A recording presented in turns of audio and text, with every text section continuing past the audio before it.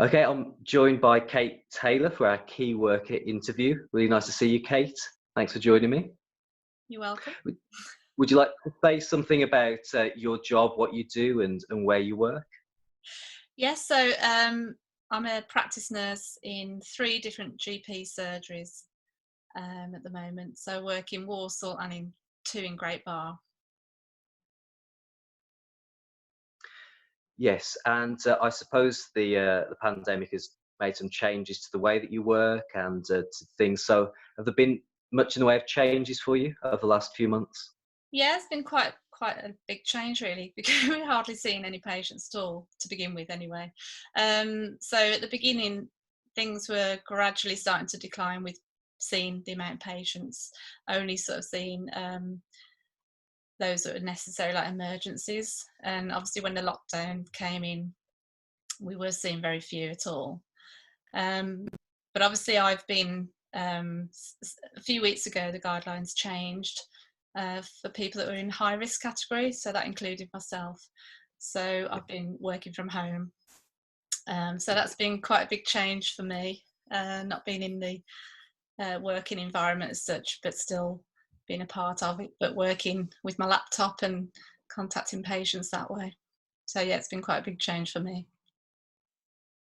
And are those restrictions likely to change in the next few weeks, or are you sort of uncertain about the future with that? So with the patients, we are gradually starting to see more, well, not me, my work colleagues, especially from the beginning of June, we're starting to see more patients, depending on what their needs are.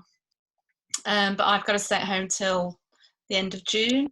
So hopefully I'll know more by then. It's all a bit unclear at the moment, but hopefully I'll be back working in the GP surgery with the other staff. So Right. hopefully, yeah. Yeah. What's the atmosphere like at the moment in the surgery? I know you're obviously not getting the chance to go in, but what's the kind of mood around the place? How are people feeling? Yeah, I mean, to begin with, everybody, it was all very different. And obviously, people have been very supportive, and I think they've all sort of pulled together as a team. Um, but obviously, I'm not there physically, but I'm still in contact. And yeah, I'd say the morale might be getting a bit, a bit low at the moment with all the prolonged changes.